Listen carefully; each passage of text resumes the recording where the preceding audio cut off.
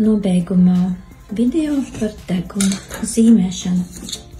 Ņemam atkal referents.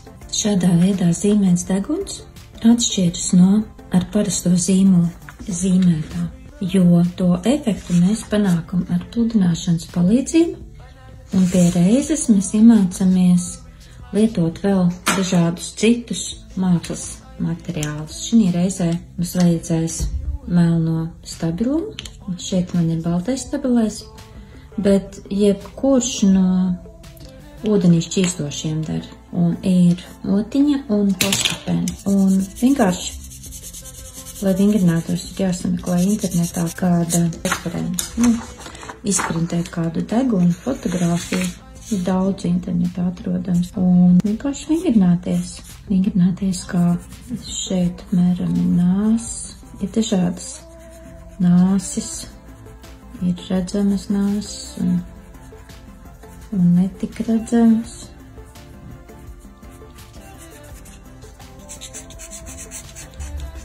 Un ar šo te jaukto materiālu tehniku mēs varam arī neplūdināt. Pirmajā reizē mēs izpludinājām, un šeit vienmēr ir ēna, ļoti tuvu pie nāsiem. Īstenībā zīmolīt nevis šādu, bet šādi te ar sāniem.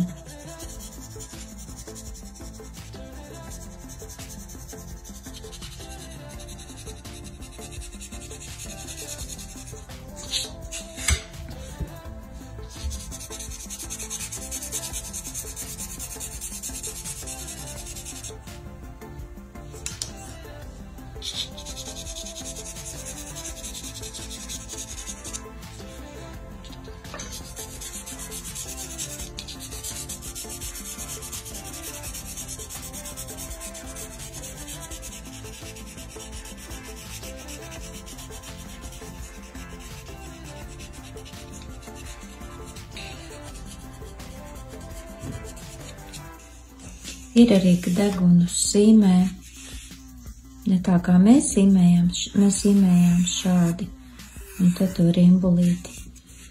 Bet, ja zīmē ar parasto zīmolu, tad sāk šādi, un tad nāsis, un tad šeit no šejienes iet uz augštas,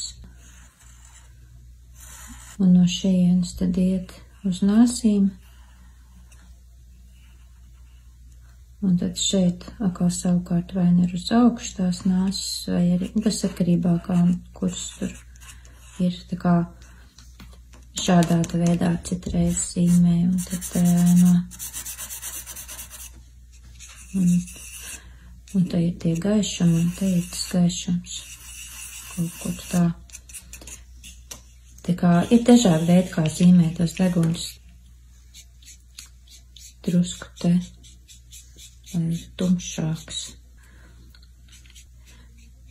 Vajag, lai būtu gan tumšums, gan gaišums, tad ir lielāka efektivitāte tam visam. Tāds dramatiskums.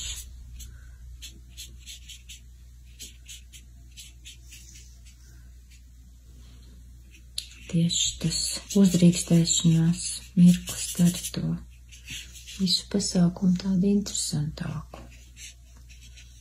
Un te es saslapināšu to ēnu. Un, kā es teicu, ar stabilo ir labi tas, kad var noņemt nost, ja liekas kaut kas pa daudz.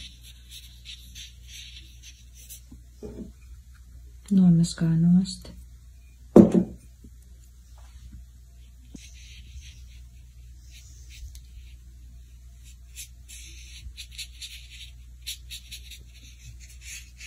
Un pēc tam ar balto var ienākt un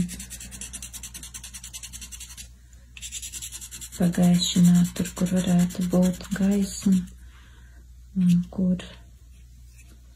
Tad, kas ir šeit ar šo te balto postkapeni, vai arī, kur ir jāuzliek gaisma. Tās ir tās tehnikas, kuras jauktajos materiālos mēs izmantosim.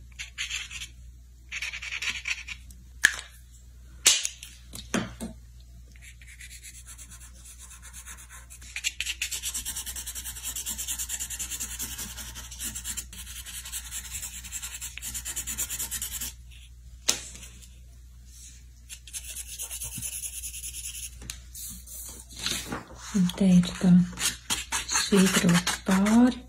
Un es tagad vēl vienreiz pāriešu, es tikko kā izšķīdināju.